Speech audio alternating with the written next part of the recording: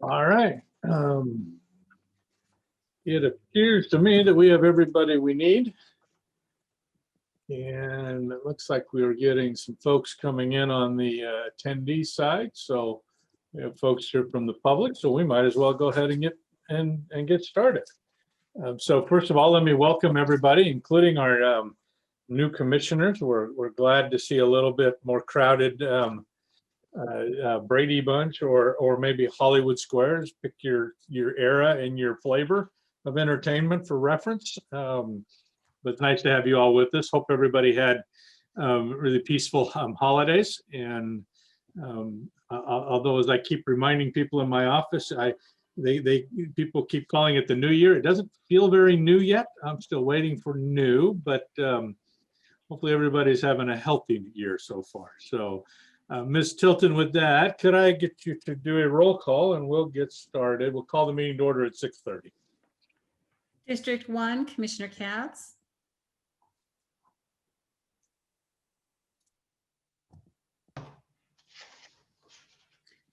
I'll unmute. Present. District 1, Commissioner Twibell. Present. District 2, Commissioner McClintock. Present. District 2, Commissioner Turley. Present. District 3, Commissioner Bradley. Present. District 3, Commissioner Hudley. Present. District 4, Commissioner Gray. Present. District 4, Commissioner Murty. Present. District 5, Chair Morris. Present. District 5, Commissioner Rios. Present. Member at Large, Commissioner Olmedo. Present. All commissioners are present. All right, we're off to a good start. So we have a very full agenda tonight, and we're going to try to move through this expeditiously, but we also want to make sure that we take the time to do it right. And we're going to start that by opening some time for public comment. Ms. Tilton, do you want to explain how that will work this evening? Yes, before we begin, I'd like to go over how the public can participate during the public comment. Today's meeting is remote virtual only through the Zoom webinar information identified on the public agenda. The meeting is being recorded and will be available for viewing on the internet at countyofsb.org/redistricting.sbc. Public participation during the meeting can only be done through the Zoom webinar link or by calling the phone number provided on the agenda. For those using the Zoom webinar link, please indicate that you wish to speak during public comment by selecting the raise your hand feature, and staff will know to call on you. When called upon, please state your name for the record. Attendees by phone can raise your hand by pressing *9. When it's your turn to speak, we will announce you by caller ID or phone number. When called upon, please state your name for the record. We reserve the right to mute a microphone for profane, harassing, or offensive language, or for speaking beyond the time limit set. The time limit for public comment is set at 3 minutes. Recordings of the commission meetings, agendas, supplemental materials, and minutes of the commission are available on the internet at the same redistricting webpage cited earlier, countyofsb.org/redistricting.sbc. Thank you. Thank you. Before we take our first comment, could you also just mention that we have translation available and how that can be, how that would work?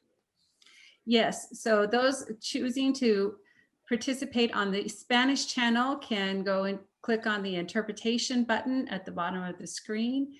They would raise their hand in the same fashion, and then their question or their comments would be interpreted for us by Carlos Saracito, who's serving as our interpreter today. Appreciate Mr. Saracito being with us this evening. So do we have requests to speak?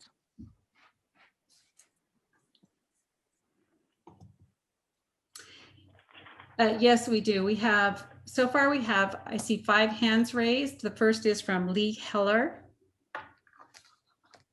Good evening, Ms. Heller. There we go. I was waiting for the opportunity to unmute.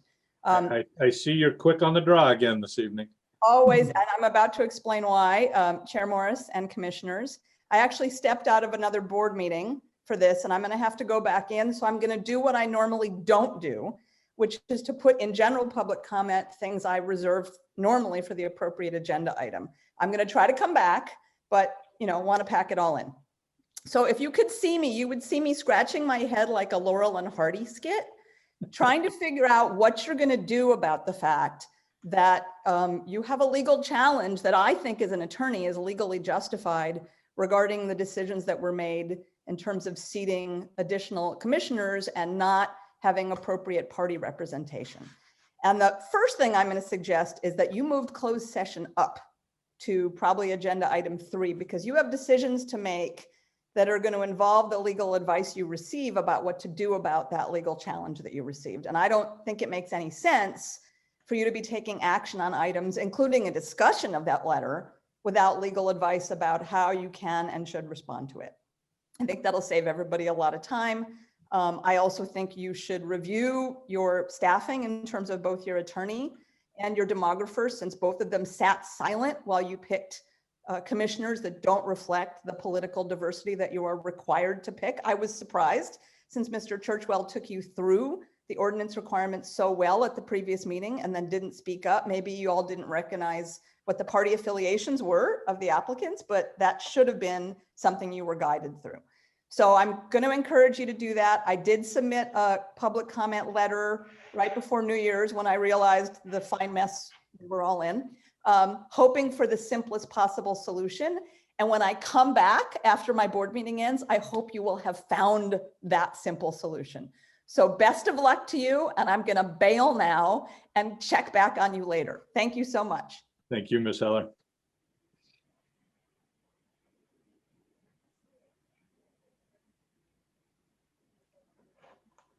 Elise, you're still on mute. The Sorry. next speaker is William Conlon.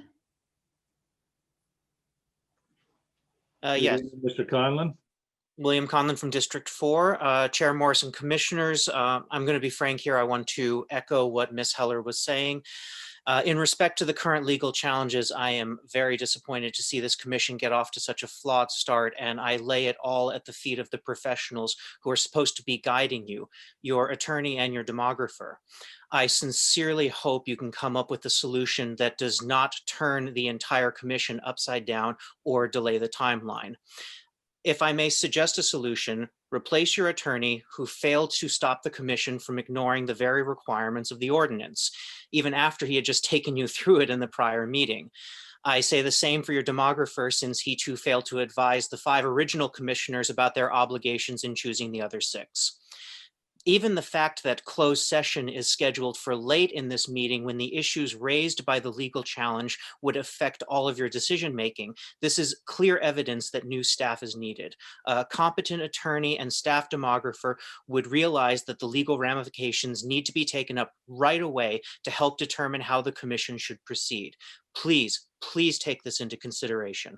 Thank you. Thank you, sir.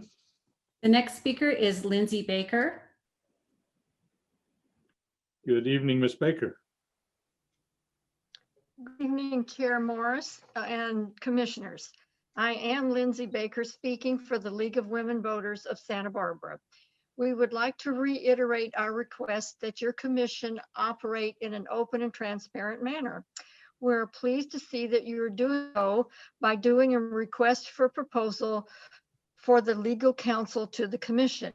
Now that the commission is fully constituted, we could also like to see such an RFP for the demographer to the commission, thus allowing the entire commission to select staff. The commission needs to be as informed as possible and make its own selections.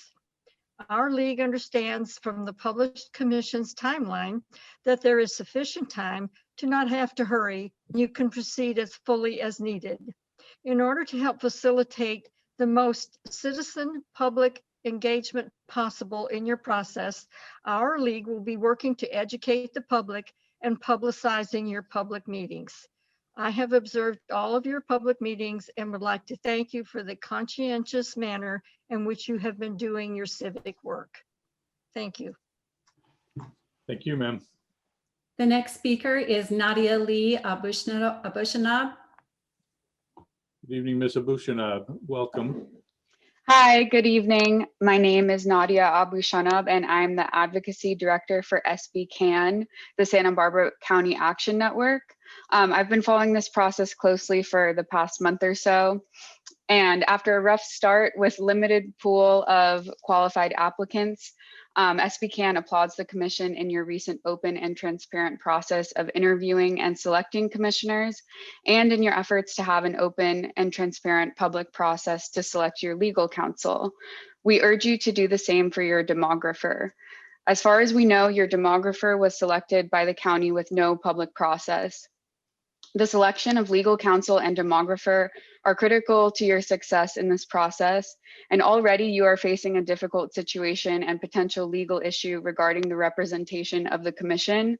At the last meeting, I was also surprised that neither your demographer nor your legal counsel said anything in the moment to advise you and direct you to avoid these problems. SB CAN urges you to follow the direction of the San Diego, Los Angeles, and state redistricting commissions and have an open, transparent, and public process for selecting your demographer. We urge you to look at the scopes of work these other commissions have developed and to develop your own request for proposals that meets your needs. There have also been some concerning articles that have recently come to light regarding the past work of NDC, which at the very least deserve some discussion and consideration. If you want to have your independent redistricting process be respected by the public, you should take action on this. An open, transparent RFP process will allow you to obtain additional information on demographers and alternatives available to you. Thank you. Thank you. The next speaker is Gail Teton Landis. Good evening, Ms. Teton Landis. Welcome.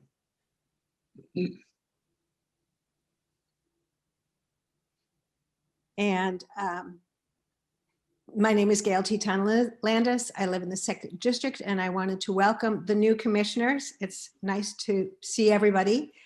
And I'll be quick because I agree with many of the statements that the folks who spoke already have said. I was surprised by the lack of guidance given from the attorney and the demographer about the requirements of sitting on the commission in regards to political diversity. And I hope that there will be an RFP for the attorney and for the demographer that will give you better advice and serve the commissioner in a stronger, better way. I also believe that moving up closed session further up in the agenda will serve you well, as I can't quite figure out how you will move forward on some of your agenda items without that meeting first. Thank you very much. Thank you. The next speaker is Mark Chatillo, and that's the last hand raise that I see. Very well. Mr. Chatillo, welcome. Thanks for wrapping us up here. Well, thank you, Mr. Chair. And I wanted to just take a moment in this public comment to welcome and acknowledge the new members of the commission. We're excited to have you here, and this is such an important process. And I just feel it's important that we acknowledge the effort that has gone to getting to this point and what this represents in terms of the next steps. Clearly, there will be a bit of trial by fire, as already there's a controversy, but this is an important process, and I know that you're up for the task. I did want to share the concern that any treatment of item number 7, dealing with the challenge to the composition of the committee should be guided by conferral with counsel before a decision is made. While there is a timeline here, I also feel that the commission should act in a deliberate manner and make sure you have all the information and have counsel from the attorney of your choosing to be able to guide your actions. Similarly, I think and implicit in that is that there should be an RFP process of identifying and securing the attorney as well as the demographer for the commission's work. That's critically important. And finally, I see in the bylaws a couple of issues. I've only been able to skim them. If I have a chance to return during this item, I'll try to, but I also have other obligations this evening. The one issue that comes to light right away is the fulfilling of vacancies is limited only to the original pool that were determined by the eligible or by the election official.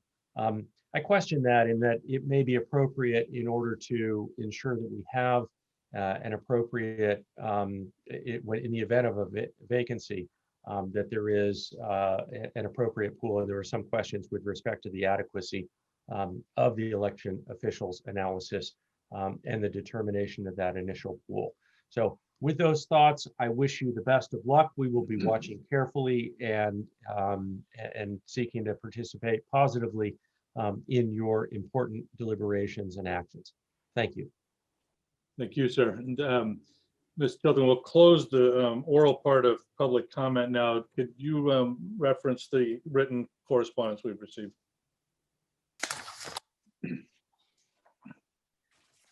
Yes, we received on December 23rd, correspondence from Lee Heller regarding deficiency in Republican representation in commission selections. On December 18th, we received a letter from the Hispanic Chamber and Republican Party protesting commission selections. On December 18th, on January 7th, we received a letter from the League of Women Voters in Santa Barbara regarding selection of legal counsel and recommending RFP for a demographer. And that is all. Very well. And those have been posted to the website and all of the commissioners should have received copies. So that'll be the initial piece of our public comment. The next item on the agenda is listed as commissioner introductions. The good news is I think most of the folks in the viewing audience participated in observing almost all, if not all, of your interviews. So they probably know you a little, but let's just formally go through and do some quick introductions. If you want to just take maybe 15 or 20 seconds to tell folks who you are and what brings you to this commission. And I'm going to just kind of work across the squares here. Commissioner Katz, could I just start with you? If you could just briefly introduce yourself.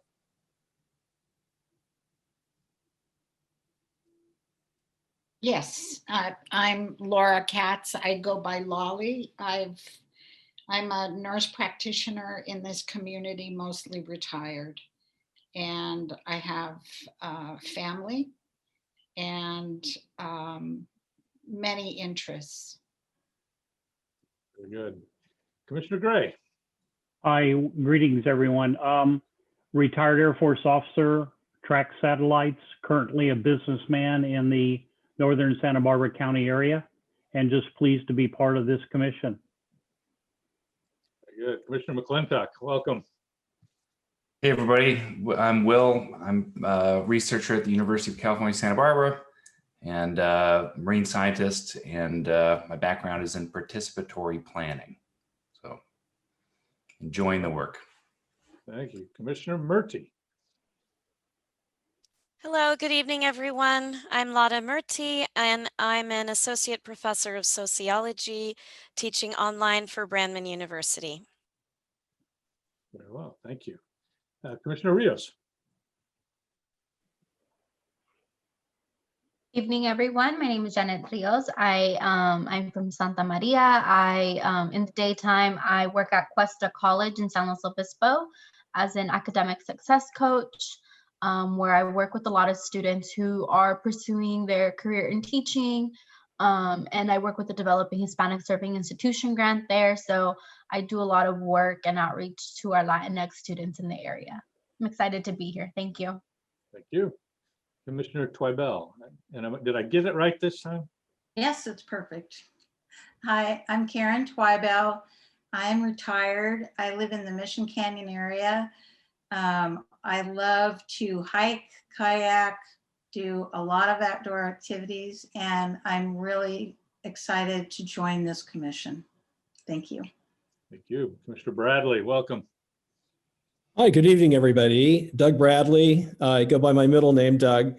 I'm a resident of the unincorporated area of Lompoc in District 3, and I'm a continuing lecturer at UC Santa Barbara, where I've been teaching for over 20 years now.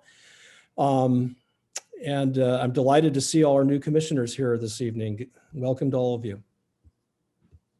Great. Commissioner Almero. Good evening. How's everybody doing? My name is Ben Olmedo. I am a physician assistant. I do primary care. I'm also a veteran of the U.S. Army. I'm currently an officer in the U.S. Navy Reserve, and I'm here because I'm committed to serving our community, and I'm very honored and humbled to be part of this process with everyone here. Thank you very much. Very well. Commissioner Turley. Hi, everybody. Thanks for being here. My name is Megan Turley. I work on the fundraising team at the Institute for Theoretical Physics at UCSB, and I live in beautiful Santa Barbara with my partner and my senior cat named Huxley. Good. Commissioner Hudley. So my name is James Hudley. I go by Chris. I think most people would know me as Chris around campus. I also work at UCSB. I work as a senior financial analyst, and I'm just really excited to be here. I really believe in community engagement, and so I'm really excited about being a part of the process. Very well. And my name again is Glenn Morris. I'm in District 5. By day, I run the Chamber of Commerce for the Northern Santa Barbara County, based out of Santa Maria. And I've had the honor of serving as the interim chair as we've worked through this process so far. So with those introductions, as I mentioned, I have had the chance to serve as your interim chair. Mr. McClintock has served as the interim vice chair. Now that we have a fully seated commission, we need to make a determination about whether we're going to continue that arrangement or do something different. And I think, Ms. Tilton, were you going to do a staff report for us on this? Can I lay out some options? Well, if you notice on the agenda, staff's recommendation is to consider continuing with the current interim chair and interim vice chair. The reason for that is there could be potential action to address the letter that's been referenced to from our public comment period from the Republican Party and the Hispanic Chamber of Commerce. So it'd be staff's recommendation if it was the board's desire to continue with the interim chair. You can certainly vote to do that, or you could proceed with go ahead and selecting a chair and a vice chair. And just to clarify, your recommendation is to continue as in an interim status for the moment, and essentially putting off the selection of a permanent chair until after we've dealt with this other issue. Is that? Yes, it would be for this meeting, and then if it needed to go to a second meeting, we would repeat this process. If we needed to do a second meeting, that would be our recommendation. Of course, it's up to the board. Okay. So members, I will open that up for any discussion or a recommendation. Commissioner Bradley. Chair Morris, I think you've done a splendid job thus far, and having taken part in a number of civic organizations and different groups over the years, I think you're exemplary as a chair. I'd like to see you stay right where you are. That would be my recommendation. I would say the same for our Vice Chair, William McClintock. However, I'm certainly willing to hear from anyone who's interested in occupying either of those positions. Other comments? I endorse that idea. I think you guys have done a wonderful job. Well, you're kind, thank you. Commissioner Turley, did I see a hand raise? Yeah, I think it's really prudent to listen to what Shalise is saying.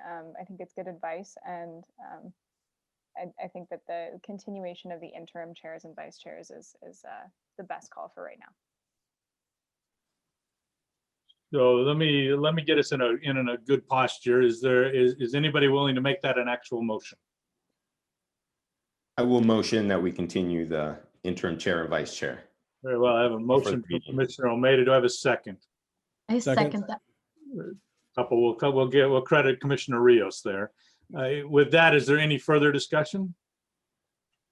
If not, could you call a roll, Commissioner Ms. Tilton? Yes, Commissioner Katz. Aye. Commissioner Twibell. Aye. Commissioner McClintock. Aye. Commissioner Turley. Aye. Commissioner Bradley. Aye. Commissioner Hudley. Aye. Commissioner Gray. I saw his lips move. It looked like aye, but I don't read lips well. I got a thumbs up. We'll count that. Thank you. Aye. Commissioner Taking Murty, notes there. Aye. Commissioner Morris, Aye. Commissioner Rios, Aye. and Commissioner Almero. Aye. Motion carries to continue the interim chair and vice chair for this meeting. Thank you. So the next item should be fairly simple to do. This one will only be acted on by the original 5 commissioners because they were the only ones who participated fully in the meetings. We have before us in your packet the minutes from our meetings of December 8th, 9th, and 14th. Could I have a motion to adopt those minutes or any corrections that need to be referenced? Commissioner Bradley? Motion to approve all the minutes, and compliments to staff. There was a lot of detail in there from all the interviews and such. It was a lot of work. Well done. Indeed. Is there a second? I'll second. Second. McClintock will second. Very well. Ms. Tilton, a roll call, please. Commissioner Katz, I approve. Aye. Commissioner McClintock, Aye. Commissioner Bradley, Yes to approve. Commissioner Gray, Aye. Chair Morris. Aye. Motion carries 5-0. Very well. Commissioners, item number 6 is a routine part of our agendas. It is an opportunity for each of us to disclose any ex parte communications we've had. We're going to get a little bit of training a little later in our meeting about what really that means. But for now, if you do know of any discussions that you have had related specifically to the work of the commission from interested parties, this would be your chance to get those on the record. We'll just kind of go through in our normal order. Commissioner Katz, anything to report? Getting a no there. Very well. Commissioner McClintock. Nothing to report. Any report? Commissioner Bradley? Nothing to report. Thank you, sir. Commissioner Gray? Nothing to report. Thank you. And I will report that I had a brief conversation with Aaron Henke, who works for one of our supervisors, confirming that they were in the loop and aware of the letter from related to item number 7. So wanted to get that on the record as well. So commissioners, item number 7, and let me make a quick editorial comment here. Our intent in laying out the agenda was to bring this issue to the top. And then if you'll look, items number 8 through 12 are informational items only. They do not require any formal motions or actions on our part tonight. And in respect for our many people who are the 20 some odd folks who are observing and would have to kind of sit and wait indefinitely while we go and have another conversation, we thought we would maybe try to get most of that information out. Again, they involve staff reports and some discussion on the part of ours, but at this point, they're either training or setting us up for decisions we will make at future meetings. That said, it is at the discretion of the commission if we want to change the order of things. Mr. Johnson. Yes. Chairman Morris, sorry, before you go on, we went through the ex partes for the original 5, but the other 6 should also go. Oh, you're absolutely right. My bad. Anything since they were sworn in. Thank you. Thank you. I should have been paying more attention. This is why we have people here to help. So let me go to Commissioner Twibell. Did you anything to report?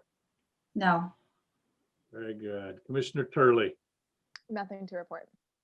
Commissioner Hudley. Nothing to report here. Very good. Commissioner Murty. Nothing to report. Commissioner Rios. Nothing to report. And Commissioner Almero. Nothing to report. Okay. So back to the organization of the rest of our evening.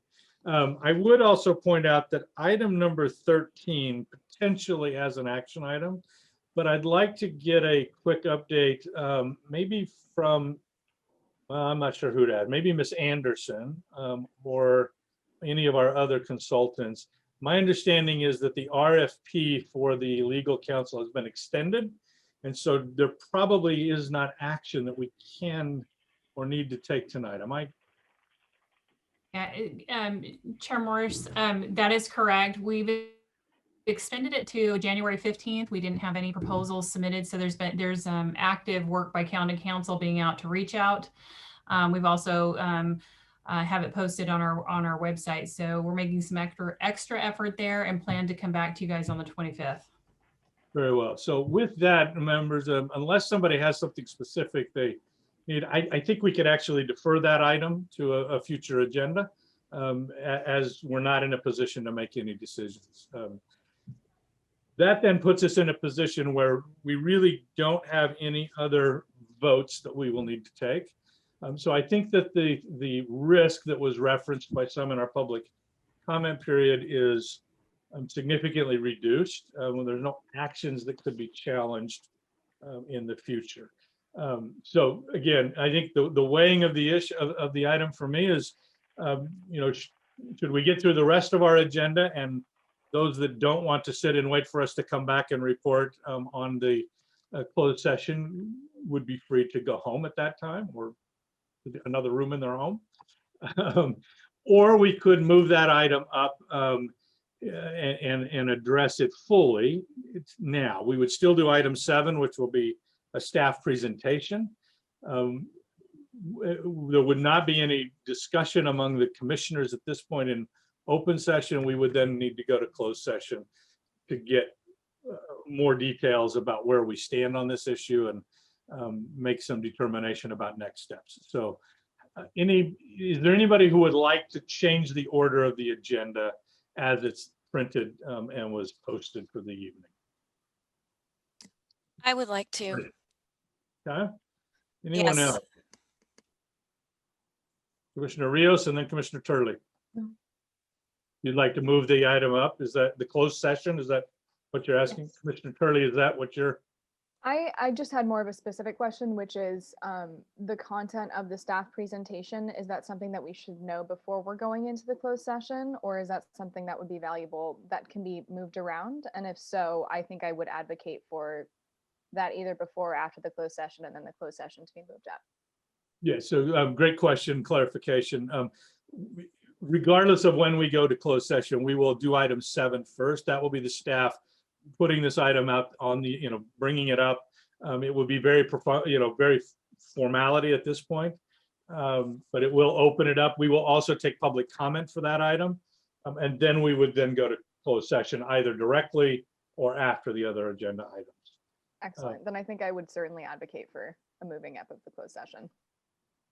Very well. So I think I'm hearing a couple of you. Can one of you make that a motion?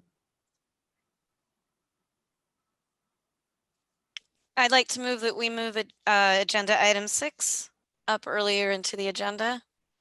So let me correct that. That would be item number 16. Is that Sorry, right? Item number 16. Yes. And you'd like it to follow item 7, perhaps? Yes. So it would become item 8. Very well. Is there a second to that motion? I'll second. I have a motion and a second. Ms. Tilton, would you do a roll call for us? Commissioner Katz? Aye. Commissioner Twiebell? Aye. Commissioner McClintock? Aye. Commissioner Turley? Aye. Commissioner Bradley? Aye. Commissioner Hudley? Aye. Commissioner Gray? Aye. Commissioner Murty? Aye. Commissioner Rios? Aye. Commissioner Almero? Aye. Chair Morris? Aye. Okay, motion to move item 16 to follow item 7. Very well.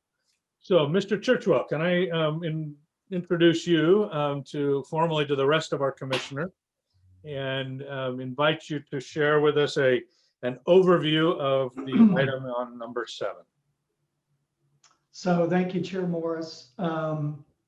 So I think everyone has a copy of the letter from it's a joint letter from the California Hispanic Chamber of Commerce and the County Republican Party.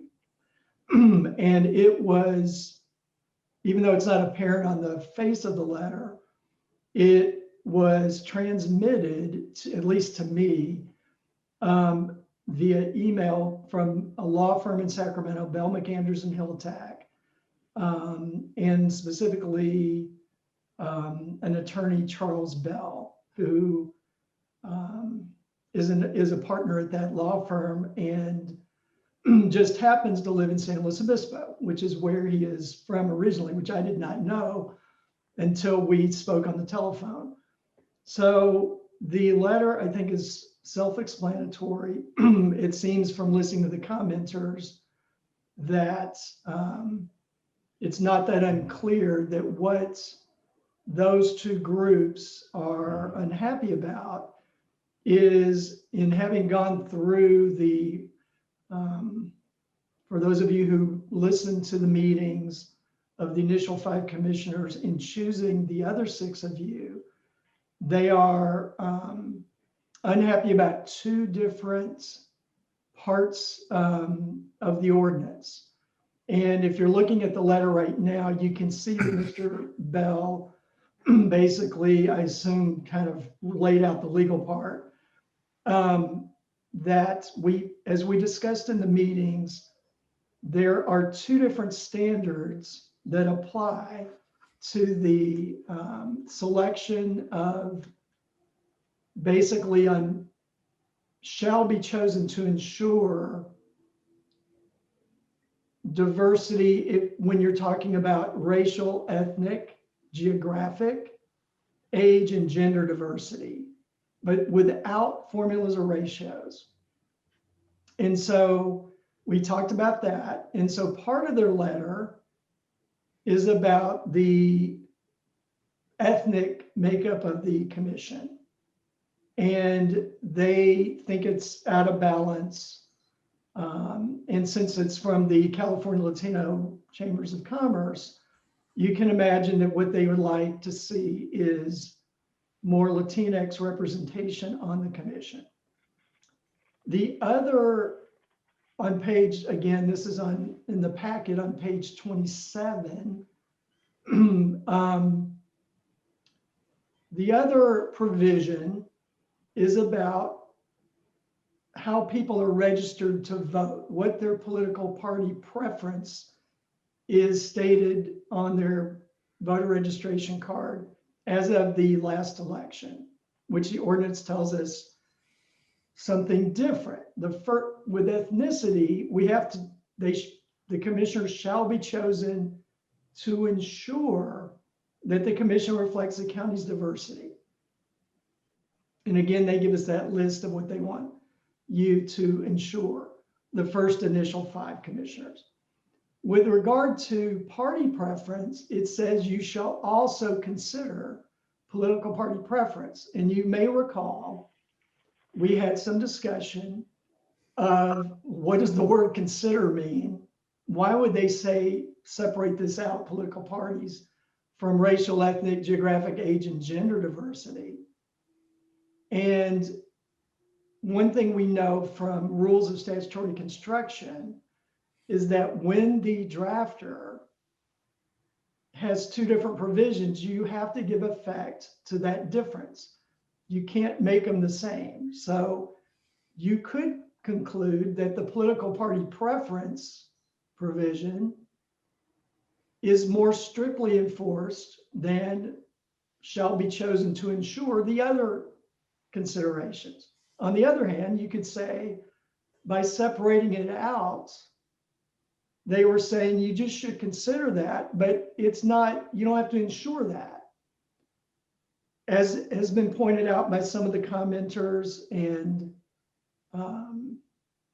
in the letter, the shall consider provision B goes on to say that when you look at affidavits of registration of that pool of the remaining 6, it shall be as close as possible to that registration. And as our demographer laid out, that he gave all those ratios in very specific numbers. They weren't exact whole numbers. They were all fractions of a person, because one thing is we have an 11-member commission and things don't really divide very evenly in that regard. Each of you represents 9% of the county, since there are 11 of you. And one thing I just want to make clear is that for any of the commenters who said the demographer should have spoken up, this was clearly a legal issue. The demographer did every single thing we asked in terms of and went beyond anything I've ever seen at one of these commissions, whether it's the State Commission, San Diego, LA, Phoenix, Michigan, any of the other independent commissions, went far beyond that in providing that data to us to consider. So I want to make sure the commission understands that there was nothing the demographer was supposed to do to interpret the law for the commission. So just so we can, at least in my opinion, set that matter to rest. So that the other thing that was mentioned is just whether legal counsel should have dictated your choosing of one person over another. And I can assure you that having done this for a very long time and having been the general counsel for 2 state agencies, as well as to a host of local agencies, districts, counties, and cities, I can tell you I've never done that, and nor would I start now, telling you must appoint someone over someone else. I felt like the commission, and the transcript bears this out, which I went back and read, went through every consideration they were supposed to have done and did it very capably and with full understanding of the law, and reflected my understanding of the law. So staff would not, no legal staff that I know of would have intervened to say, you have to do this, right? This person, sorry, this person has to be Latinx. This person has to be of a certain political party. So I'm very pleased with what the initial 5 commissioners did. And the rest of what we need to talk about, it's very clear. I have had conversations with counsel for the other side. And even though we would love to avoid any type of litigation and very hopeful to do that, that the rest of what at least my comments would need to be in closed session. Very well. Let me just one clarifying item. This has not actually been filed as a lawsuit yet. This is a demand letter. Is that fair? I would call it a demand letter, yes. Very well. Okay. I just want to make sure that we're all on the same footing. Commissioners, let me do this. We're going to take some public comment at this point. We'll come back from that, and I'll entertain any technical or process questions from you at this point. But I would ask that any questions related to conversations Mr. Churchwell may or may not have had with the other firm, or any specific recommendations or discussion of legal options, that we hold those until we get into closed session. And at that point, we will also explain for everybody how this is technically going to work when we virtually walk from one room to another. Ms. Tilton, do we have any requests to submit public comment on this item? We do. I did see a commissioner hand go up. I don't know if that was. Oh, I'm sorry, my bad. Yes, Commissioner Murty. Just a couple questions of clarification. Is the demand letter then separate of the copy of the letter we have? Is that a separate item? No, that letter that you've seen in your packet, pages 26 to 28 of the packet, is the only written correspondence we have on this. Okay, then I'm not clear on where there's the prospect of litigation. Is that? Well, I think that paragraph 2 is titled demand, and okay. On the last page, the first full paragraph, middle sentence says failure to do so, meet their demand, could subject the commission to legal challenge. So I think it's implied that could be another step they may choose a different path. So was a specific objection that we hadn't met the ordinance or we hadn't done it by the date that they asked? No, no, yes, I believe that the claim is that we failed to get the numbers right. That Okay. we did not get the representation correct. So it's not the date. No, Okay. Thank you very much. absolutely. Anybody else scanning my screen? Okay, Commissioner Bradley. I've got another question for Mr. Churchwell. We've talked throughout our preliminary phase about putting together various task forces and citizens groups to help us affect what we need to do this year. Is that regarded as an extension as we fill those groups out and we aim to gain, the optimal diversity that we can get? Does that not come under the purview of this commission? And can we not remediate whatever perceived imbalances there might be as we move forward with that citizens task groups, with other workshops and public outreach? Or does this legally pertain only to those of us seated here, the 11 commissioners? Commissioner Bradley, I'm gonna ask, can we hold that and bring it up in our closed session? Because I think that starts to begin to talk about strategy. Thank you. So don't lose your thought. We'll come back to it. Okay, Ms. Tilton, any public speakers? Chair Morris, I see 3 hands are raised. The first is Mark Chatillo. Welcome back, Mr. Chatillo. Well, thank you, Mr. Chair, members of the commission. I wanted to speak on this item to make a couple of points. Since I've seen this letter, I've done a little bit of review into the Hispanic Chamber of Commerce. I know it is not the Latino Chamber of Commerce, it's the Hispanic Chamber of Commerce. And it's curious that they should be making a demand on the Santa Barbara County process. They don't even have a director in Santa Barbara County. There is no presence here. There's no presence in San Luis or Ventura. So it's odd. I'm surprised by that they've chosen to inject themselves into Santa Barbara County politics. And I find that worrisome.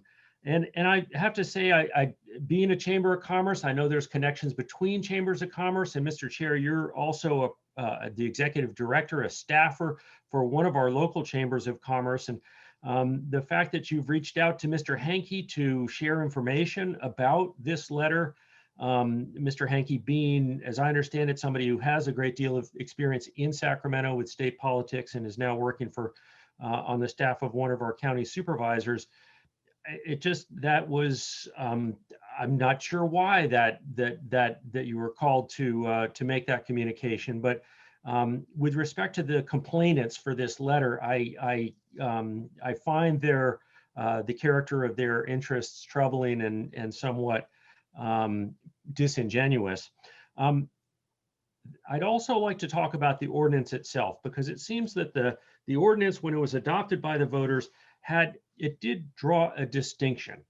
And in paragraph H3, which is where the relevant language is, and you'll be hearing from your counsel further about this in closed session, but it clearly made it a distinction that the decision of the appointees is to be based on the experience, analytical skills, and ability to be impartial, and with those choices to ensure that the commission reflects the county's diversity, including racial, ethnic, and other forms of diversity.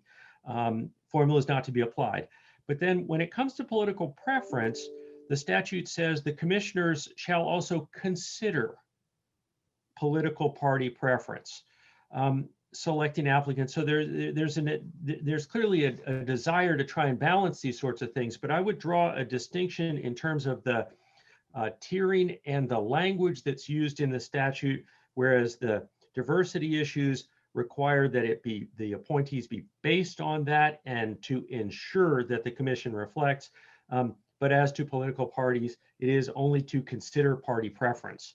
So I disagree with Ms. Heller in her conclusion that there is an operative challenge here. I will defer to the commission's counsel for their articulation of that. But with respect to these issues, I do want to share the specific language and encourage you to look carefully at that. Thank you. Thank you.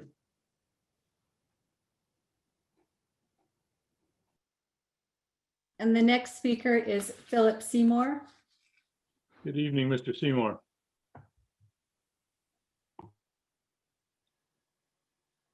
This is actually William Conlon. You just unmuted me. Looks like Mr. Seymour somehow dropped off. We'll see if we can get him back. Mr. Conlon, good evening. Good evening again. Just wanted to reiterate that I feel that this is a discussion for the closed session, and I personally believe that if you don't remedy this issue, you should expect some legal action regarding it. Thank you. Thank you, sir. The next speaker is Spencer Brandt. Good evening, Mr. Brandt. Good evening, Chair Morris and commissioners. Will commissioners who are chosen, congratulations on your appointment. Sorry for the rough start. I'm sure you were all not expecting it to start this way, but I'm sure you'll be able to get down to the people's business sooner rather than later. You know, this question about how binding the ordinance is when it comes to representation on the commission of racial and ethnic diversity and political party representation. You know, this is a question that has been asked by commissioners on multiple occasions to legal counsel and staff. And, you know, as just an attendee watching, I don't ever think that there really was a clear answer given. And I think that's unfortunate. I think it's contributed to the mess that has appeared now. You know, in watching other government agency hearings, I have seen other attorneys that have been known to sort of interject or intervene when their commission or their board is on a track that could expose them to potential legal liabilities. So I don't know, I just think it's unfortunate that wasn't done in this situation. Whatever the case is though, I really encourage you, based on the advice that I'm sure you're gonna get in closed session, to remedy this as quickly as possible so that you can get down to business, whatever that remedy may be. Because I think that I speak for everyone watching and many who've been following the process that the people are eager for you to be able to get down to business, do your job, and start working on the redistricting process and not just appointing commissioners. So with that, thank you. Thank you, sir. And we have Mr. Seymour. Excellent. Good evening, Mr. Seymour. Looks like you're on mute, sir. Okay, first time appearing in this particular context. I think I got it now. You're here. Welcome. Okay. Nice to meet you all. Thank you for taking on such a difficult and challenging task. It's about to get more challenging. I think you're also about to discover that there's diversity not only among representatives, but among legal opinions. I'm a retired attorney who spent 25 years representing public agencies in various aspects of governmental law, primarily land use regulation, environmental law, constitutional issues, and election law. I think if this matter goes to court, the task the court is going to undertake is exactly the same one that you begin with. Interpreting and applying the ordinance in a conscientious and fair manner. The selection process mandated by the ordinance establishes two basic sets of criteria. The first and the most important one, I believe, is that you choose qualified candidates based on experience, analytical skills, and above all, the ability to be impartial. The 45 candidates that you made it through the initial selection process were picked based on these criteria by our county elections official and not on the basis of any other criteria, which unfortunately limits your choice, the choices you have before you now. The second set of criteria is twofold. First, the goal is to achieve diversity in the exact words of the ordinance that reflects the ethnic and gender and age diversity of the county. There's no definition of the term reflect in the ordinance, and there's no commonly accepted legal definition of that term. I think what it means is that you have to make a good faith effort to ensure that no significant constituency in the county is excluded. But there's nothing in there that requires exact proportionality. It's just requires a conscientious good faith attempt, again, within all the constraints that are imposed on you by other requirements of the ordinance.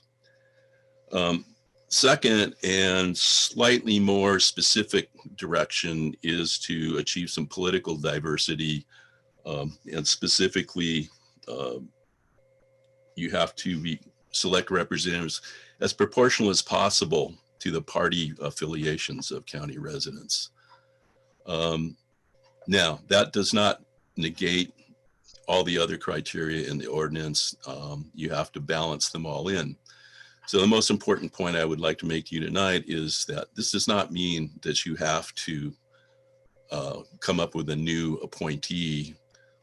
Presumably a Republican is what the law firm that's contacted you is suggesting. If you do not have additional Republican, candidates that meet all the other criteria of the ordinance. And if you feel that your initial selection took that into account and that you can defend it in court, then you may have a very defensible position. But be conscientious, realize there's risks if you go to litigation. Judges don't always do what lawyers think they should do. The court is not going to make the decision for you. The worst that could happen is that it will return remand the decision to you. I see my time is up. So go ahead and finish your thought. Okay. So the worst that can happen would be the court would remand the decision to you and you'd have to renew the selection process. The real harm in that is the delay factor. So if you have options to forestall that, I would consider them, but consider them in light of, your role is ensuring that it's a impartial process, not one that's manipulated through litigation or any other factor. Thank you. Thank you, sir. Appreciate your comments and those of the others that have spoken this evening. We'll close public comment on this item.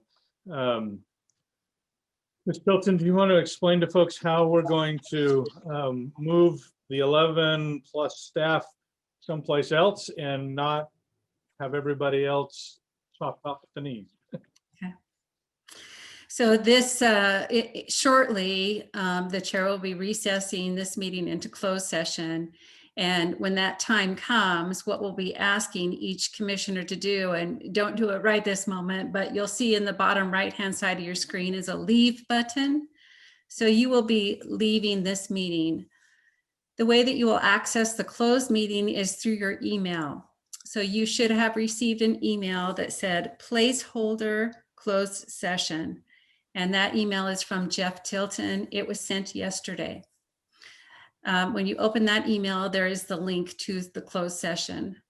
And that should get you there. Then you'll be returning back to this meeting the same way you logged in today. And that was the email from Douglas Johnson that said panelist. So at this point, when it's time for the chair to recess, and we actually recess to head to closed session, and for the listening public, you can keep your screen opened, and I'm sure we anticipate it being, Mr. Churchwell, you think at least 15 minutes? Okay. I suspect that's optimistic. That's optimistic. I just don't want anyone to miss the meeting. So when it's time to recess, you're going to have to give me a minute to open up that other meeting. So when you're ready to go, I think we're all set. Any questions? And just for clarity for the folks on the public attendee list, they will not be closed out. They can stay connected to this meeting until we return, should they choose. Mm-hmm. Mr. Bradley. Ms. Tilton, can you please clarify once more, please, where that link is for the closed session? There is a meeting, a link that was sent to you by email from Jeff Tilton. It was sent yesterday, January 10th at around 11:30. and it was entitled placeholder for closed session. Okay, I don't believe I see that. Would it be possible to resend that to me, please? Yes, I will Thank send it to you. Is there anybody else that's not finding that extra email quickly? I will resend it to all. Okay. And it will be from me. The resend will be from Shalice Tilton.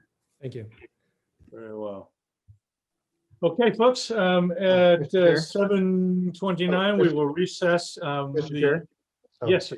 Just for the public, just because we hadn't planned on putting this, I'm saying it, but with the item moving, I do want to mention for the public who doesn't have the agenda in front of them, there is a discussion of the Brown Act and training, discussion of future bylaws, and a discussion of the conflict of interest, and a discussion of a typical or sample project timeline that will all come after we get back from this, at whatever point that comes. We do, for the public, we do anticipate these be more introduce information to the board for the board to process and act on at a later meeting, but it is possible that there will be more discussion or action than that on those items. So, and to clarify, Mr. Johnson, there will also be a recap of what we discussed in the closed session, or no? There'll be a report out of actions, Steve, correct me if I say this wrong, but a report out of actions that the commission directs legal counsel to take. If any, and I will say that based on how preliminary this is, I don't anticipate any action being taken, but if there is any, we will report it out. Thank you. Okay, we will recess our current meeting and reconvene in closed session as quickly as we can all figure out how to make this work.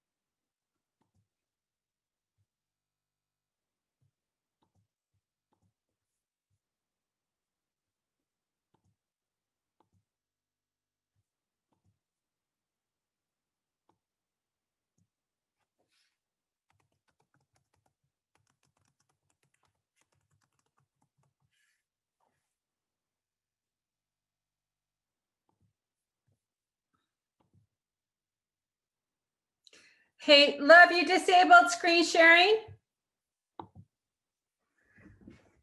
Oh, sorry. Sorry.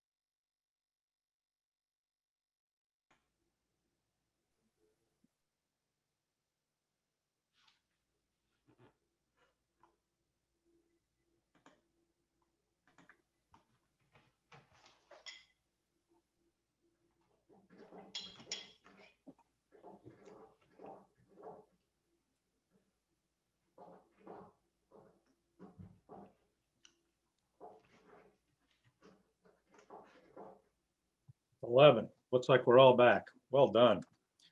We will call the meeting of the Independent Redistricting Commission back to order at 8:55 p.m. Let me welcome back those from the public that are here, and may I compliment you on your fortitude. I think when we left, there were 22 or 23, and there are still 18 of you, so I'm impressed. All right, commissioners, let me ask Mr. Churchwell, would you report the results of the closed session? In the closed session this evening, the commission took no action that was reportable. Thank you very much. Let's move on, folks, to item number, well, let me do this. Let me just clarify on our agenda. We're going to move we talked about moving item 13 to a future meeting. So we have 8 through 12 and then 14 and 15 left to do. I'm going to do this in order to help us expedite, since most of these items are informational or training in nature. Let me just ask those in the public if there's anybody who wishes to make public comment on any remaining item on tonight's agenda. If you would raise your hand now, and we will take those comments, and then we'll move through the rest of the agenda without pausing again. So is there anybody who wants to make comment on agenda items 8 through 12, 14, or 15?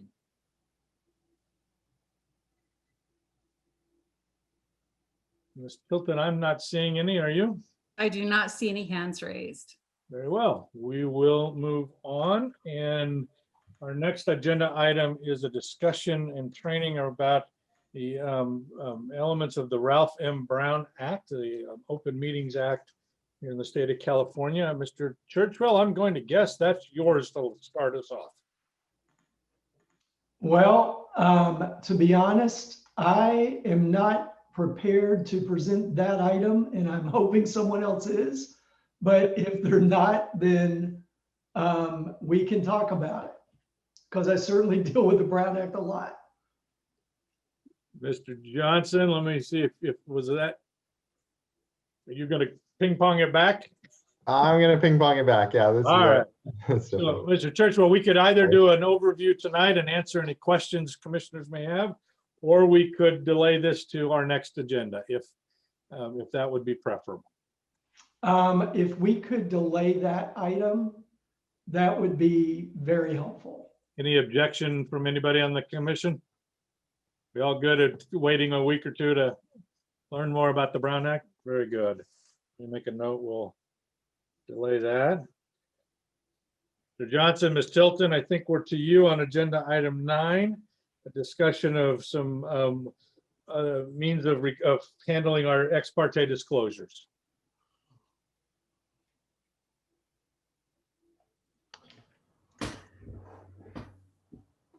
Go ahead, please. We, as a staff, we're trying to think of an easier way for this commission to report ex parte communications. So ex parte communications would be any communications that you have regarding commission business. So if it's, if the discussion is completely procedural about how a meeting is conducted, that would not be ex parte. But if you did receive information or have a discussion from someone, that would be disclosable, and that's as provided in the ordinance. We have a couple of options. We don't have a budget to purchase software to be able to do this, but we have a couple of workarounds that we wanted to throw out there to allow you to self-report your ex parte communications, and we could have them available on the web page for folks to be able to see. One of those would be using Google Docs. So we wanted to see, I believe it requires a Gmail account. do any of the commissioners not have a Gmail account or would have trouble setting up a Gmail account? Commissioner Twibell. So you presently don't have a Gmail account? Okay. Okay. And would that be difficult for you to set up, or? I We don't have- think so. Yeah, I could do it. I just don't currently have one. Do Do Commissioner you Cap? need us to send you our Gmail email addresses or not? Well, if we do that, the option of Google Docs, then that, I believe we would need a Gmail account. We are looking at some other options. I guess the overall question is this something you want? Do you want to be able to self-report and log it in as opposed to have to just report it out and remember every commission meeting? And let me add a little bit to that. Just the thought is that as you all start doing the outreach that you join this commission to do, you're likely going to be talking to 10, 20, 40, 50 people a week. And so if we have each of you report that verbally at the start of every meeting, we're going to have, an hour and a half of ex parte communication. So the thought is to do some kind of form where they would just get posted online. So it'd all be disclosed, but without taking time out of your meetings. Commissioner Katz, and then I think Commissioner Bradley raised his hand as well. You're muted still, ma'am.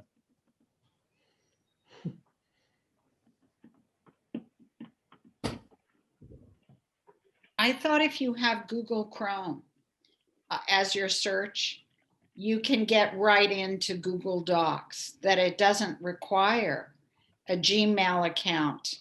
I don't have a Gmail account, and I use Google Docs all of the time. So it's just going to Google Chrome. And from there is a, we don't need to go into that, but there is a menu that gives you Google Docs. Commissioner Rios is thumbing up, so it must be possible. We can do some more Yeah. research on that. Yeah, because you should be able to, as long as you give the email access, they can view it or edit That's it. right. Mhm. Okay. Right. Mr. Bradley. Yep, same thing. I was just going to point out, you don't have to have Gmail, that's all. No. Very good. Well, then that simplifies it. Mhm. Commissioner Turley. Yeah, so the other thing I was going to suggest is if that's a little bit too unwieldy, you could just set up an email address that we can email ex parte communications to as they happen, and then someone else can put it into a Google Doc or online. Yeah, well, I think we were trying to avoid having to hire someone to enter all of them separately. Understandable. I think just the only, Go ahead. Oh, okay. I think just the only thing, I think just being specific on like who, what, how long, like what type of information you want in terms of like ex parte communication, just being specific on those notes. If we are inputting our own thing, that way, the way we report it is consistent across the board for everybody. Kind of a table with headers, fill in the boxes. Yeah. Okay. So yeah, it would be something that, I don't know if can you see that screen? We can. Yeah. This would be an example. And the advantage of the online form is that if you make a mistake, you can edit it. You would have edit control over only your form. And we're looking into how we would then pull those 11 forms into one public document that the public could view.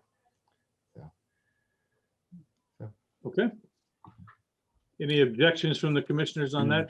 Commissioner Murty and then Commissioner Katz.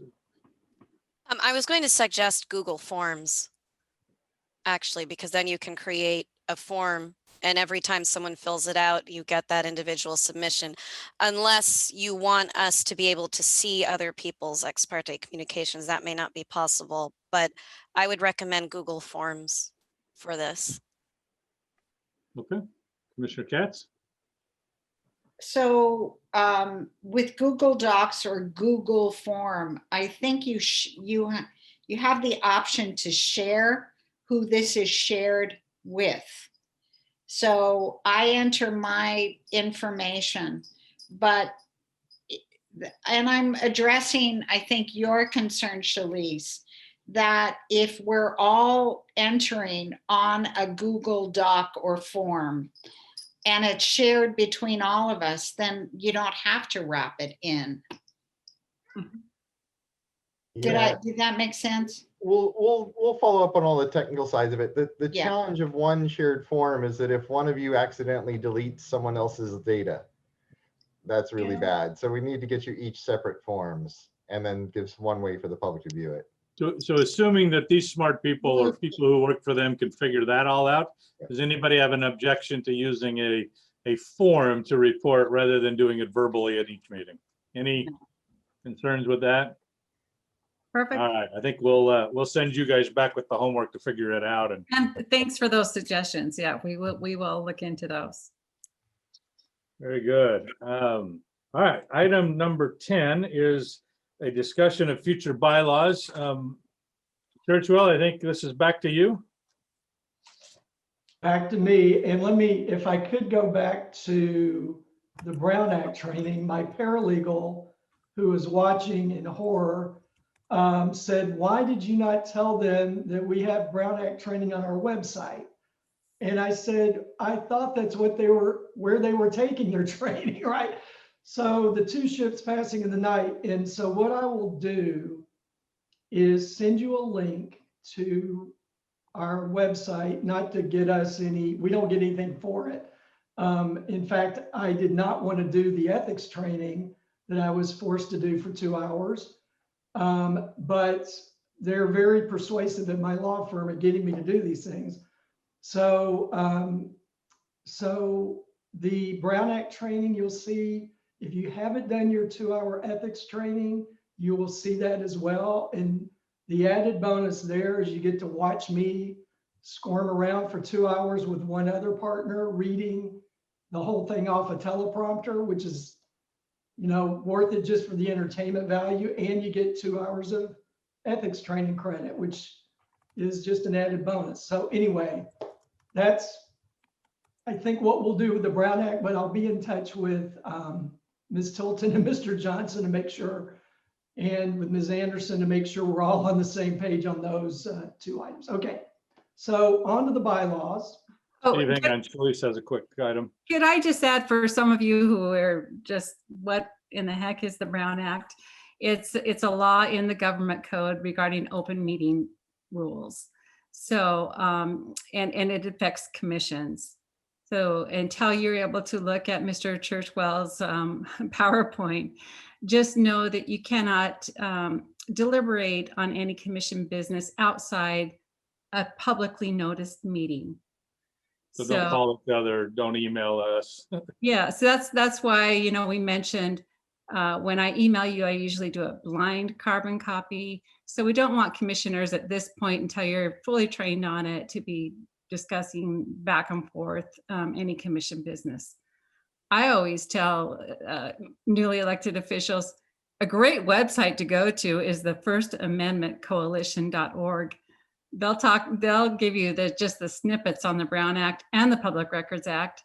It's First Amendment Coalition.org. That's a peek into it. And then to get into, you know, the more detailed, go to Mr. Churchwell's presentation. But just to get us by until you're up to speed, just know, don't be talking with other commissioners, especially if you end up talking to one, they talk to another, they talk to another, and before you know it, there's been 6 of you that have had discussions, and then that's when we get in trouble. So I just wanted to add that 2 cents. Thanks. And in the old days, we would tell you that 6 of you should not attend dinner together. But of course, now no one can attend dinner with anybody. So we kind of avoided even talking about that. So the bylaws. Bylaws. Okay, so as Chair Morris indicated, we're not going to vote on these tonight. We would like you to approve them at the next meeting, so that'll give the public a chance to read through them, you as well, of course, and write down any questions you have.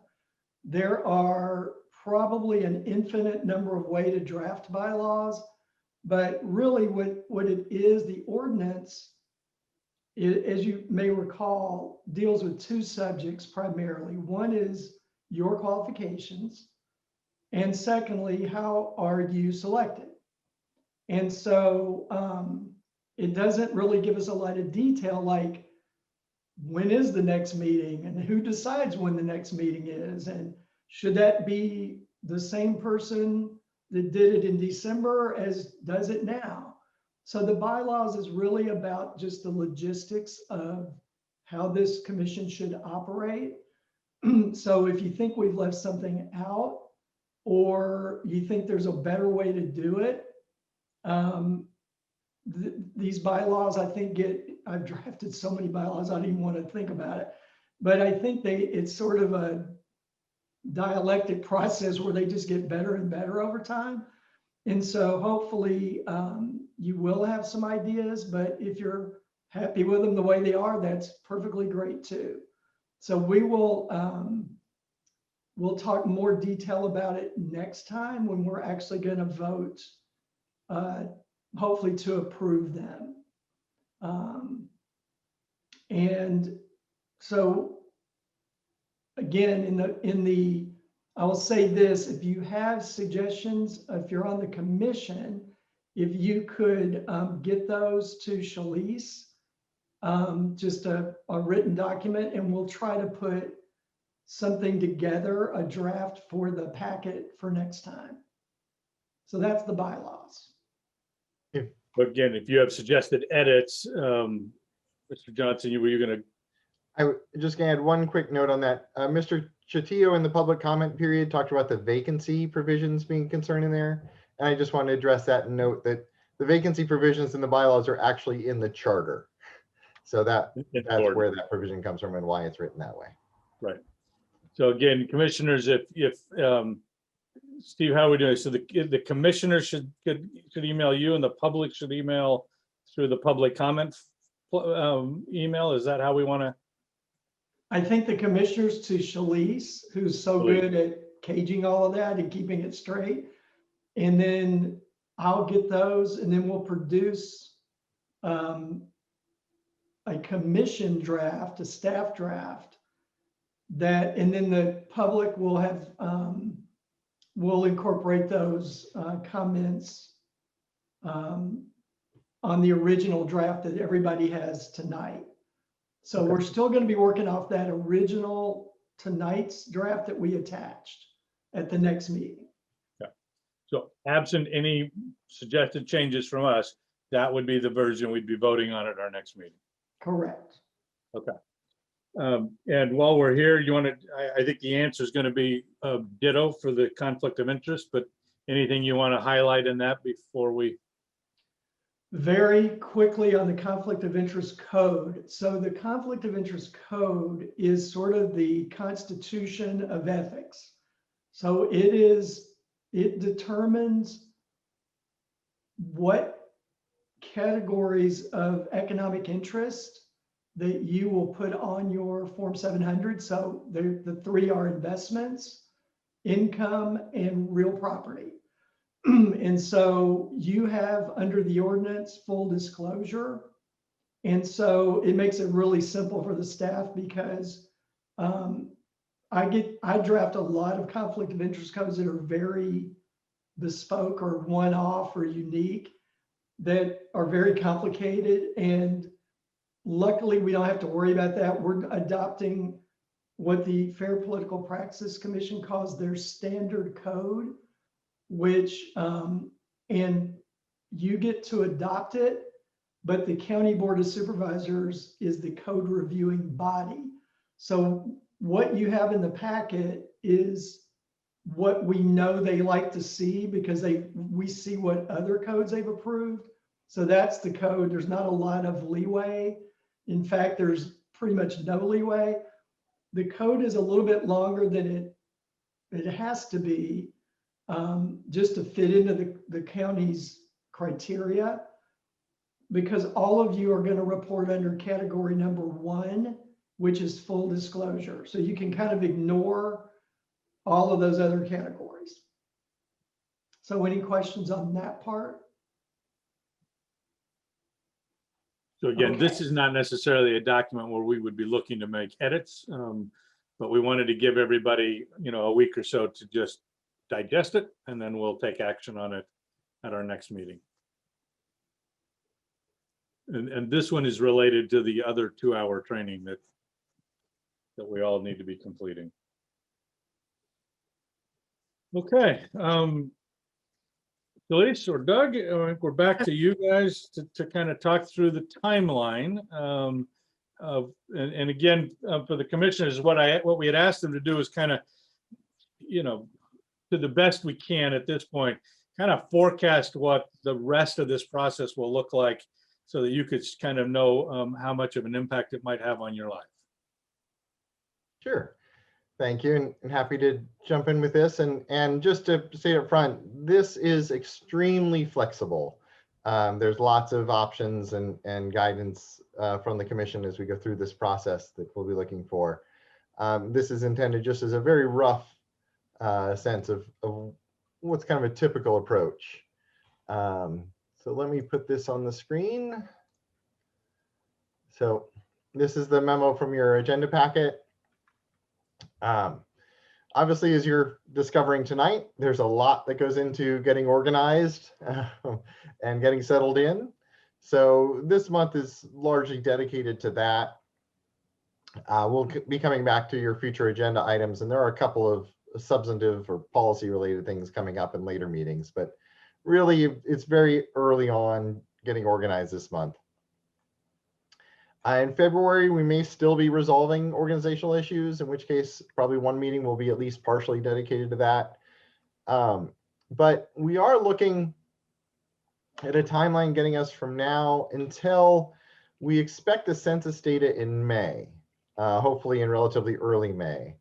And I'll talk a little bit about that. But given that expectation, I'm laying out kind of February, March, and April, really 2 meetings in February to start talking about outreach, start not actually doing the outreach, but getting the ideas. Who are we going to engage for that? What lists are we going to do? What resources do each one of you bring? What resources do we perhaps need to turn to? Some of you in your interviews mentioned Spanish radio and other efforts like that. So we would talk about that whole plan either in February, or March, get county approval to spend whatever money we're looking to on outreach and deal with all those kind of planning issues. And of course, hopefully, as we talk about that, that will start getting the press and the public starting to rumble about this, but it's still pretty early. Then in March, April is when we really start pushing the outreach and really getting through your training. And the training is for you, but it's also for the residents on what are the details of the county ordinance about how this process goes forward. What are the federal rules and federal laws for how this process goes forward? What types of issues you're likely to run into as we go through this, and how can you really work your way through this process? All that kind of training, we'd be doing meeting by meeting in public. We certainly, we've done this countless times for commissions before, and we'd certainly be crafting that all so it would apply both for residents and for you. And we'd be looking to make a decision on what kind of mapping tools we give to the public at that time as part of our outreach plan. There are various options, and we'll be looking to you to choose between those and to get the county to fund them in that time. So we're really looking at one or two meetings per month, probably 2, but it depends on how in-depth we go with the training, how well things go with the organizational meetings and things like that, and how, no, when I talk about meetings, I'm talking about commission coming together. I suspect you will have much more time that you are putting into this, and whoever's helping you with the outreach will be putting in much more time as well, actually executing that outreach plan, at least your pieces of it. Then we start in April, and once we get through the training, really focusing on community input, communities of interest. We won't have any data in April on the populations of the current districts, at least the total populations of the districts, but we can start getting input on what hasn't worked well in terms of empowering communities of interest to work together in the current map that would be ideally fixed in the new map. And what are those communities of interest? We'd start getting that input in April. In May, once the data comes out, we would continue those discussions from April about communities of interest and concerns with the districts. And we'll probably get your report, depending on when the data specifically comes out, we'd probably get your report of the population balance and the population makeup of the existing districts out to you that month. But it's unlikely we'd have much in the way of numbers and data for people to actually start drawing anything. Really, we'd be focusing that month on getting the tool live with the data. So June is where I think the mapping will really take off. But let me add my caveat here on the census data. We are expecting the data in early May, but we do not have an official date from the Bureau. And there are two big issues that could throw a real wrench in this. So I just want to mention them and then we'll move on with the assumption of May. Number one is there's a lawsuit in Northern California that's asking the Census Bureau to revisit a lot of the data it collected. It's unclear whether they just want some data analysis and accuracy evaluations or if they actually want to send people back out in the field. But they are asking, one possibility of that case would be the data gets delayed till August. The other possibility that's out there is that the Biden administration, once it comes in, gets its people at census, takes a look at what's happened in the Census Bureau and how they did their count. They may choose to take some steps that would delay the data, possibly as late as August. So there is that possibility that this could be a very optimistic timeline. But right now, we expect the data, barring either of those big events happening, to come out in May. That would let us really get into the nuts and bolts and details of this and have data live in tools in June. So you'd probably get it for your meetings. We're really talking about update meetings. You'd be getting updates on the outreach, and then you'd be holding hearings on communities of interest and demonstrating the public mapping tools. We're not actually drafting at that point. First, we want the public to get involved and give you guidance on mapping. And our suggestion and our recommendation typically is let the public draw first. We always get pushback that sometimes there's idea of, well, no one will really know what to draw until the paid staff draw something. That's kind of old school. Really now there's plenty of people who have drawn maps in your local redistricting efforts, you know, the work we did in Santa Maria and elsewhere, and the work we did in Santa Barbara itself. The people know the tools and people will jump in and start drawing maps. So let them draw first before there's any kind of official commission maps out there is our suggestion. And your focus then is really on outreach, getting people engaged, getting people to draw maps, and hopefully inspiring those community groups to work together on maps. Our suggestion is that would continue through July, fairly quiet with the 4th of July week, probably one meeting. And then really the end of July would be a deadline for the initial draft maps from the public. Because the thing to keep in mind is the deadlines for the public really have to be about 2 weeks before the hearing where you're going to talk about the maps. Because there is a lot of processing that comes in with these maps. We have to get the data, process them, prepare them for posting to the websites. And then the public needs time to see what the draft maps are. Nothing's worse than the public having to come to a hearing not knowing what maps will be shown. So we want them to have time to look at the drafts, consider them, and evaluate their input to you. And so our suggestion is July. That would give you August to really go through that big pool of maps, and we try to narrow that down. You'll see, we've done this a lot. You'll see a lot of the maps will be similar. You know, they'll have 3 or 4 people might have the same goal, but draw the maps slightly different. And so then they may actually agree when they see them publicly which one's the best. If not, we'll be looking for you to narrow that down to a pool of what we tend to call focus maps. Because think of this process as an hourglass.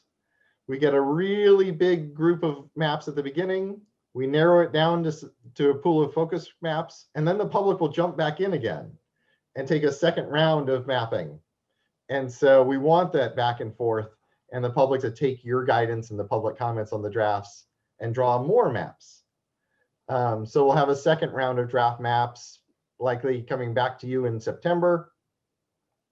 Maybe some we would suggest some public forums where they can informally chat amongst themselves about the different maps out of a formal hearing setting. Fingers crossed we can do this in person by the late summer and fall. And then we'd get into the nuts and bolts in October of you really, that's the real work time where you've got to really start taking all that public input you got back early on about communities of interest, looking at all the draft maps and starting to make decisions and narrow that pool down until you adopt a map in November. I haven't put a lot of detail in here about outreach because we could spend hours talking about what's possible. I think most of you have a fairly good sense about the specifics of outreach, but it's there was a phrase that came up often in the interviews that I thought perfectly captured what I've often taken a lot of words to explain in the past, which is you have to go where the people are. And so my thanks to those of you that use that phrase in your interviews. It really is all about going out to the already organized, already engaged communities, not necessarily engaged with the county, because that's not what we want, but engaged with each other. Where are the neighborhoods where people are talking to each other? Where are the churches, the health clinics, the homeowners associations, the schools, all of those groups? Where are people already meeting and talking about issues about the county and issues that matter to them? And that would be all the stuff that we're doing in this outreach. And we'll be working a lot with you to get your guidance. You were chosen because you know Santa Barbara County best. But that's the kind of outreach efforts that'll be going on in April, May, June to get those folks engaged. And hopefully once they're engaged, what we find is once folks start using the tool, they tend to really jump on it and really get into it. I can tell you one of my favorite meetings ever was in San Rafael, where we had those of you that know the city, there's an extremely densely populated apartments neighborhood. And we went into the little community center, did the meeting entirely in Spanish. And there was, we were just there as advisors. We wanted to be their meeting.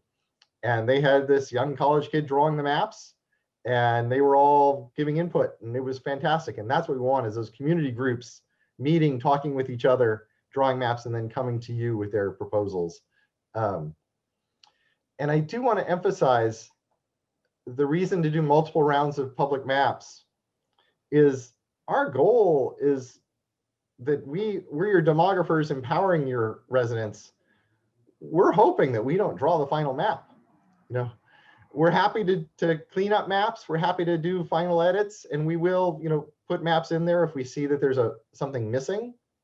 But our hope is that we will educate you and educate the public well enough, and people will be so engaged that the best map will come from a local resident. So that's our goal, and hopefully this rough plan will get you there.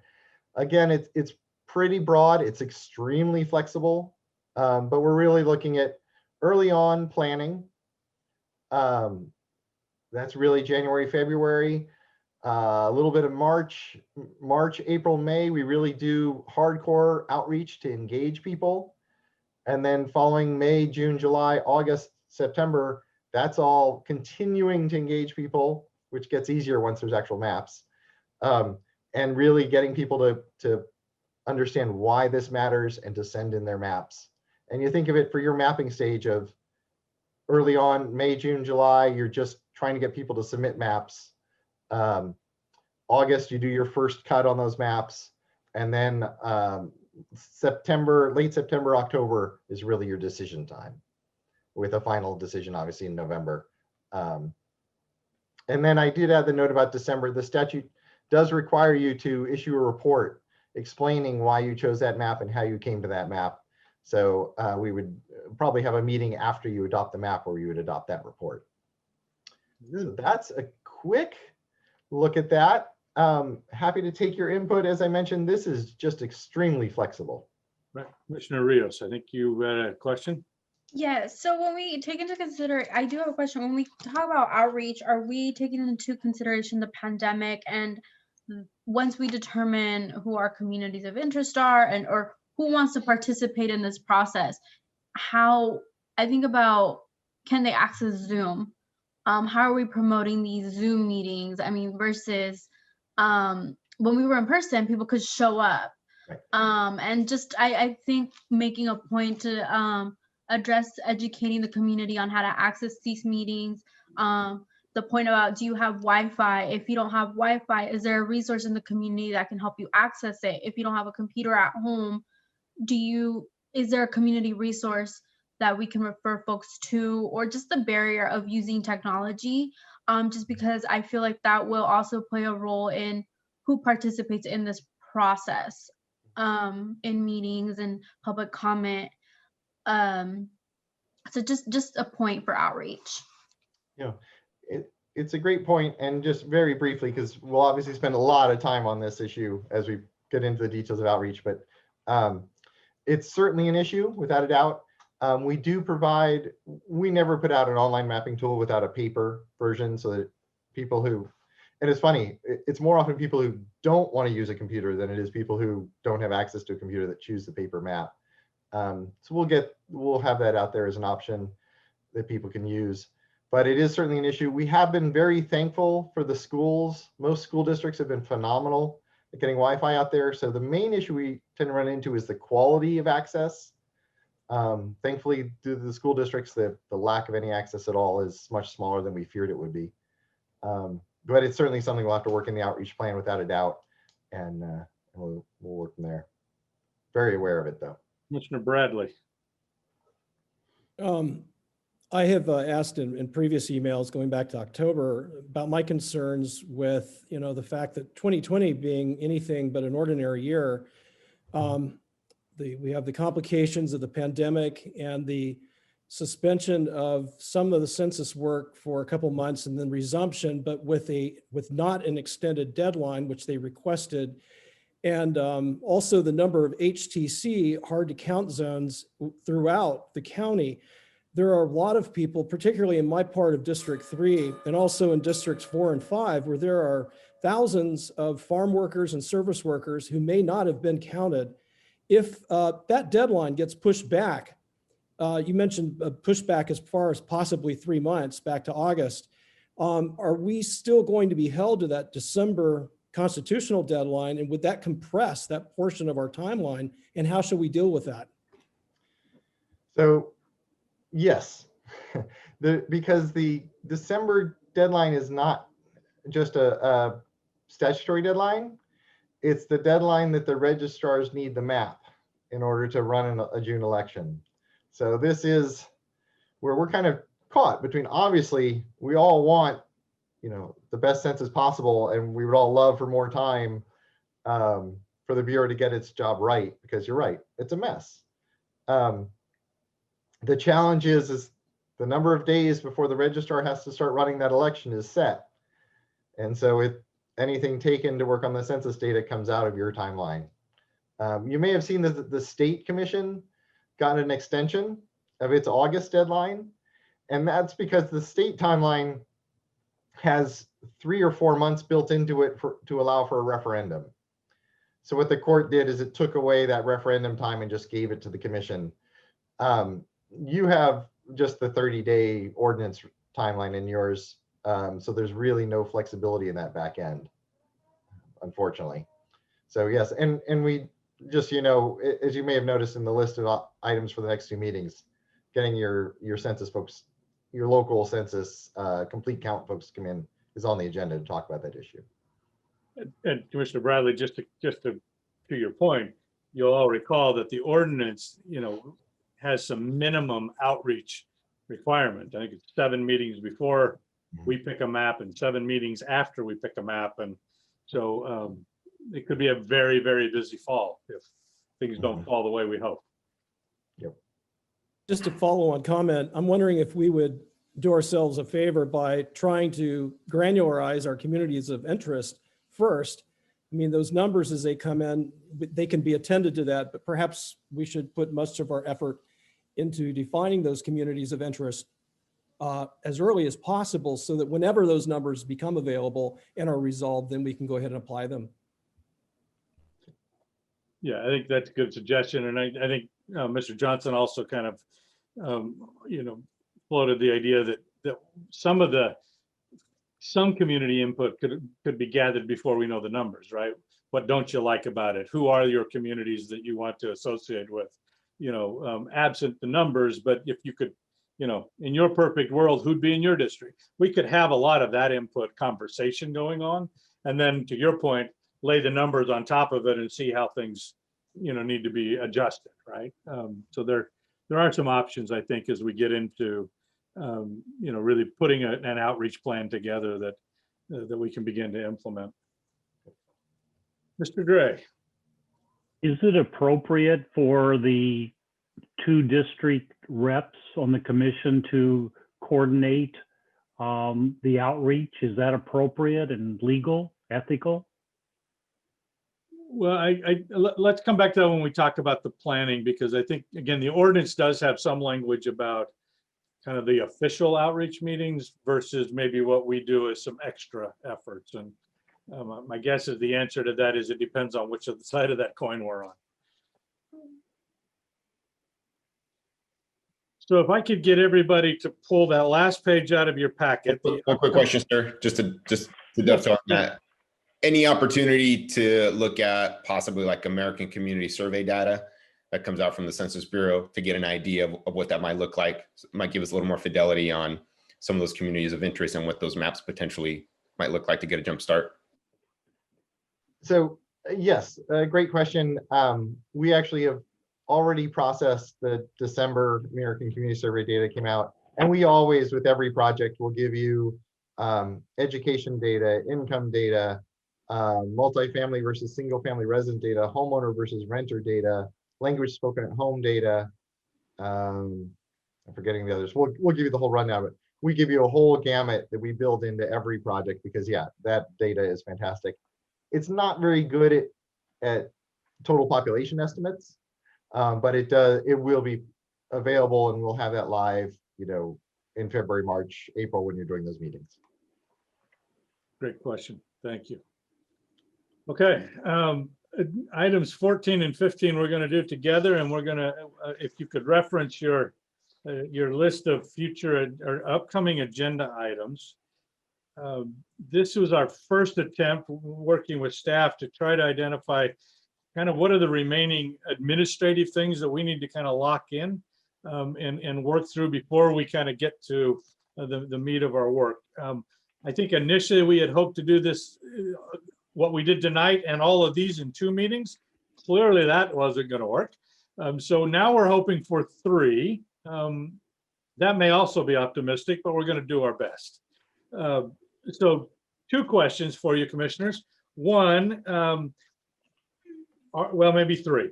First, is there anything missing from this sheet that you would like to see added for our short-term agenda items, things that we need to address in the next 2 to 3 meetings? That's question number 1.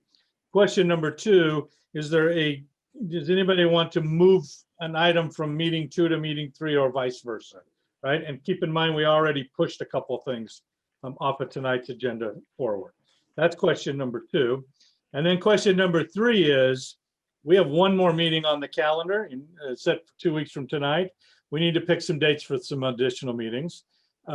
One scenario would say we should add a meeting as early as next week in between the 2 published meetings. And I think the argument for that would be to address the legal issue and move that out of the way, maybe a little more quickly. But we could keep on this every other week pace at your discretion. While you're thinking about that, if I could ask Ms. Anderson, I need to get a clarification on something she said earlier, if she's still with us. I am, Commissioner. Good evening, Ms. Anderson. Hi. I think if I heard you correct on the delay with the RFP for the legal counsel, that you anticipate that the list of potential firms and the ability to determine whether there's one or we need to do interviews, the ability to process that list being in 2 weeks, or could it be available as early as next week? I just want to clarify that. Sure, it closes the 15th. So anytime after the 15th, you would have the proposals available to you. Okay, and then one last clarification for you. I presume next Monday is not a workday for the county of Santa Barbara. Correct. Okay, so the earliest in the week we could meet would be Tuesday sometime. Okay, so commissioners, back to you. Let's maybe talk, let's do those in reverse order. Let's figure out when you want to meet next. Do you want to try and meet before our next published meeting on the 25th, I believe it is, whatever that Monday is? Any preferences?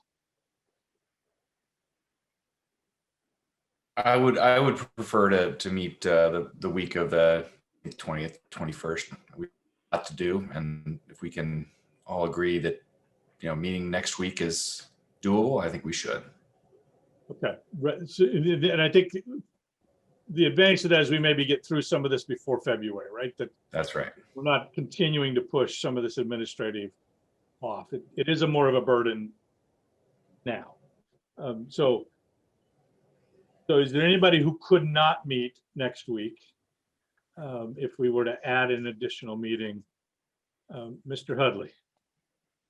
Yeah, I think it would depend on like what day of the week that we're discussing. I mean, obviously next Monday is a no-go, but the rest of the week I have some flexibility. So I guess it would just depend on which day we're looking at.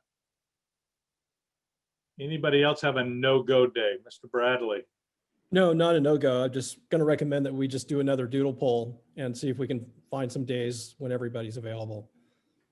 Yeah, we'd have to do that really quickly because remember we have to have the 72 working hour, noticing. So we need to have everybody respond quite quickly. Ms. Turley. We could just go through the days and have people do thumbs up or thumbs down really quickly. Yeah, and let me complicate this just a little. Is 6:30 the earliest y'all can start? Because I have a feeling the next couple are going to be like tonight and not quick. So who cannot start before 6:30? Just a quick show of hands. I'm seeing a couple. So, okay. So 6:30 is our start time. With that, let me just go through the week. And would Tuesday at 6:30 work for, so this would be Tuesday, the 19th of January. Let me do this. Do a thumbs down if you can't, and I'll just scan for thumbs downs. I got no thumbs downs. All right, let's stop. Because we're good. We found one that seems to work. So, and Mr. Chair, just so folks know, the board meeting would normally be on the 19th is canceled because of the holiday the day before. So you wouldn't be competing with the board of supervisor meeting. Good for them. And maybe that lightens the staff's load just a tiny bit. All right. So with that, what you see in front of you is second meeting will now be on Tuesday, the 19th. Is there anything anybody would like to move or add to that agenda? Mr. Hudley. I just had a quick question. So I know that we discussed that we would go through the RFP process regarding the legal counsel. Is the demographer part of that process as well, or is that going to be an item that we would broach down the line? So the last bullet under second meeting would be a discussion and decision about whether we wanted to continue with our existing contracted vendor or launch some other process. So that decision would potentially be made as that bullet item. Okay, thank you. Thanks for the clarification. You bet. Commissioner Katz. I'm just wondering if this can be expanded, just that is the font is too small. Can you Yeah, Shalice, any way you can blow that up a little?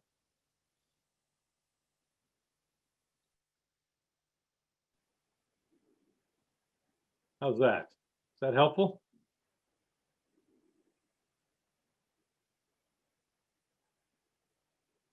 Quick question, sir. Do we need a census data status update given the delay during that second meeting? I would propose we might move that portion. Yeah, because I don't know that we're going to know anything by next week. So that's something we could probably move to a later date. Yeah, Mr. Chair, just so you guys know, that's really fairly brief. It's tied to bringing the census complete count folks. And so we listed it for the second meeting, but it'll really be tied to which day the complete count folks are available. Okay. And that would be a presentation where they would kind of talk through what they think the results are going to, how the process went in our county. Is that right?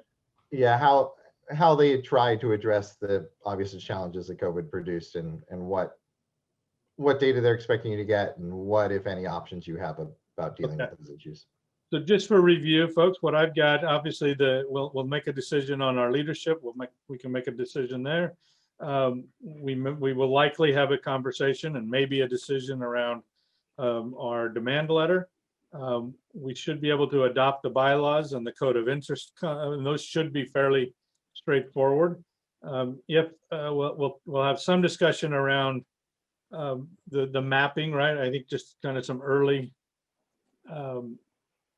updates on getting the GIS data in from the county. Is that right? Doug? Yep. Okay. Yes. We've invited the complete count committee to give a presentation. They may or may not be available on the 19th. We may have, so we'll put them on whichever agenda they can come. It sounds like the county will be able to get us some information so we can make some decisions around next step on our legal contract assistance, and we can make a determination about how we want to proceed with the demographer's vendor.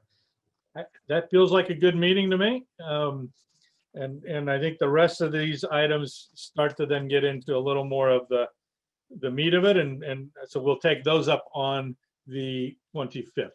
Does that feel like a doable challenge for everybody? All right. Thank your families. Thank your significant others, whoever is spending evenings without you. We appreciate it. I think that covers the items on the agenda. Anything for the good of the order? I like to just kind of go around and make sure everybody's had one last shot. So Hollywood Squares, Commissioner Gray, you're in my upper left. Any final comments or items from you, sir? No, we had a great constructive meeting, and I look forward to working with this group.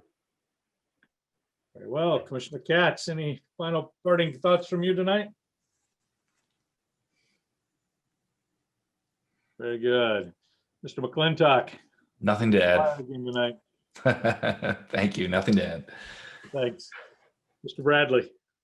I would recommend to my fellow commissioners, start thinking about communities of interest where you live in your districts and how we're going to approach that. Excellent advice. Yeah. Commissioner Rios. Nothing to add. Well, Commissioner Almero. Nothing further. Thank you. Commissioner Turley. Yeah, just want to say grateful for all of you on the commission and that we did not go until 11:30 tonight. Indeed. Commissioner Headley. Yes, I just like to echo everything I heard today. And I want to say a shout out to all those spirited citizens of Santa Barbara County that have stayed up late with us and made their voices heard. And hopefully they will continue to bring their spirited comments to our meetings to help guide us in putting these maps together. Well said. Commissioner Toibel. Are you muted, ma'am? Forgot to do that. I appreciate the open discussion that we had this evening, and I thank everybody. Very well. Commissioner Murdy. I appreciate the great teamwork tonight, and I'll see you all next Tuesday. Very well. Mr. Churchwell, Mr. Johnson, any final things we need to clean up from your end? All good. All right. Thank you all very much. Again, I echo Mr. Hudley's comments about appreciation for the public. And as I said earlier, appreciate the commissioners and those who care about where you are this evening. So have a great night.